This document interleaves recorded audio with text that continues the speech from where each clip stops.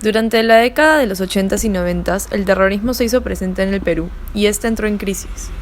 El más grande grupo terrorista de la época fue Sendero Luminoso, que estaba liderado por Abimael Guzmán. Cuando hablamos de Sendero, tenemos que destacar las escuelas senderistas y especialmente su presencia en zonas alejadas, en las universidades y en las cárceles. Las escuelas senderistas o escuelas de adoctrinamiento estaban en determinados departamentos estratégicos para la lucha armada. Se puede dividir en tres. La primera es escuelas senderistas en zonas alejadas. En estas zonas, Abimael y otros líderes formaban maestros para Sendero Luminoso, quienes a su vez formaban a niños y adolescentes para incorporarlos en la lucha armada. Un gran ejemplo de esto puede verse en la película Paloma de Papel del 2003.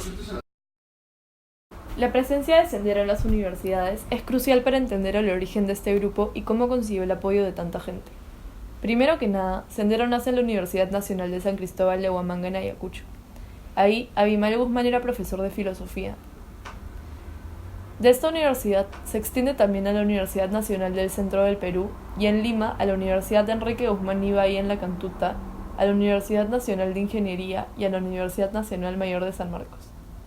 Sendero Luminoso veía a las universidades como un espacio estratégico para transmitir sus ideologías de izquierda, por lo que se concentraron mucho en estos lugares para conseguir que más gente se uniese a la lucha armada con su discurso. En el informe final de la CBR se destaca que el sistema universitario constituyó un espacio fundamental para el crecimiento del proyecto subversivo. Habían personas más propensas a unirse a la lucha armada. Existía mucho en esa época la juventud migrante de la clase media que asistía a universidades públicas. Esta juventud abriga rápidamente los ideales revolucionarios, porque observan en la realidad peruana conflictos locales y regionales, desigualdades económicas, marginalidad cultural, políticas cerradas del gobierno hacia los más pobres, entre otros. Y el discurso senderista genera en ellos una gran ilusión de vivir en una sociedad polarizada cultural y políticamente. Así es como Sendero triunfa en las universidades. Por otro lado tenemos a Sendero en las cárceles. En la década de los 80s, las cárceles con terroristas se vuelven una escuela de adoctrinamiento, donde se planeaban atentados. En el penal Miguel Castro, por ejemplo, los senderistas plasmaban imágenes de Abimael o de el presidente Gonzalo, como le llamaban, banderas con la hoz, cantaban himnos, entre otros.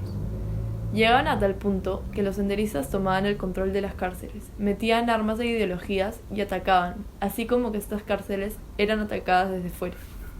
Algunos atentados importantes en las cárceles son el del 4 de marzo del 82, que fue un atentado contra la cárcel de Huamanga, en el que Sendero Luminoso ataca la cárcel para liberar a terroristas encarcelados, y mueren 2 policías y 10 subversivos.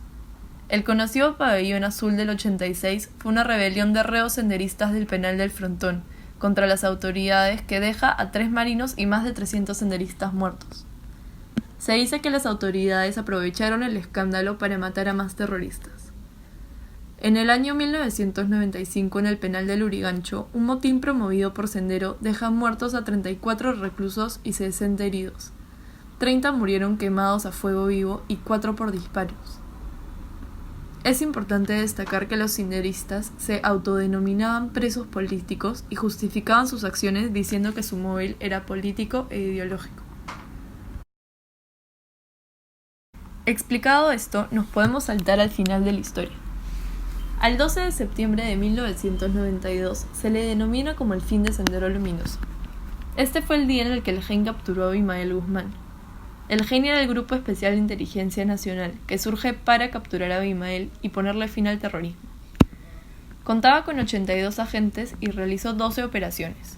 El trabajo del GEN era observar, vigilar y realizar seguimiento a posibles sospechas de lugares donde se podría encontrar al líder senderista. Uno de los lugares observados fue la casa de los terroristas Carles Inchaustegui y Maritza Garrido de Leca, donde se realizó la operación 12 del GEN, que fue denominada la captura del siglo. Sobre el fin de Sendero Luminoso surgen varios mitos. El primer mito es que Fujimori logra capturar a Abimael Guzmán. La verdadera historia, sin embargo, es que el GEN lo captura. Algunos dicen que Fujimori estaba al tanto y conocía todo el operativo, mientras que se conoce que en el momento de la captura él estaba pescando en Iquitos, pero regresa justo a tiempo para atribuirse todo el éxito. Otro mito es que entre la violencia de la época, Fujimori aplica estrategias de pacificación. cuando lo que hace es aplicar terror contra terror y ocasiona una guerra sin fin. Otro mito es que después de la captura, Sendero Luminoso deja de cometer crímenes, cuando la verdad es que en 1993 asesina a más de 73 ayaninkas y este grupo, aunque a menor escala, sigue presente hasta el día de hoy. Sendero no desapareció con la captura de su líder y sigue vigente en dos variaciones, el Movadef y el neosenderismo en la zona del Braem. El Movadef es el movimiento por la amnistía y derechos fundamentales, que considera a Abimael Guzmán como líder y se dice que éste lo dirige desde la cárcel. El Movadef tiene como objetivo principal la amnistía de terroristas condenados. Por otro lado, los neosenderistas consideran que Abimael es un traidor y se ubican en la zona del Braem. Esta es aislada, de difícil acceso y tiene el 55% de la producción de coca del país, por lo que la gran mayoría de los ingresos son del narcotráfico. El informe final de la Comisión de la Verdad y la Reconciliación fue publicado 11 años después de la captura de Abimael Guzmán. Este informe recolectaba y exponía las conclusiones finales del conflicto y expone como total de muertos durante el conflicto a 69.280 personas, de las que encuentra responsable a Sendero Luminoso por el 46%. Al Estado se le atribuye el 30% y a otros agentes el 34%. Al formar la Comisión de la Verdad y la Reconciliación, se optó por recordar el conflicto antes que olvidarlo. Sin embargo, llegar a una única verdad no es tan fácil, por lo que el informe fue criticado.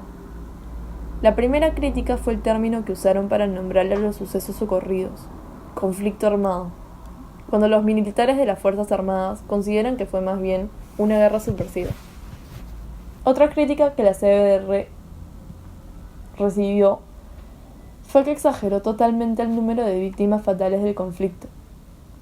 También se criticó que no atribuyeron a las fuerzas del orden el mérito necesario por haber ayudado a detener el terrorismo.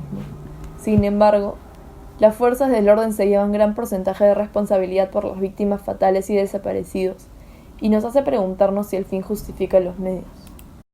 El informe de la CBR les recuerda a las personas que vivieron la etapa de crisis del Perú por todo lo que pasó el país hace no más de 20 años, y muestra a los más jóvenes que no la vivieron todo lo ocurrido. Destaca la importancia de recordar, de no olvidar y de aprender para no repetir.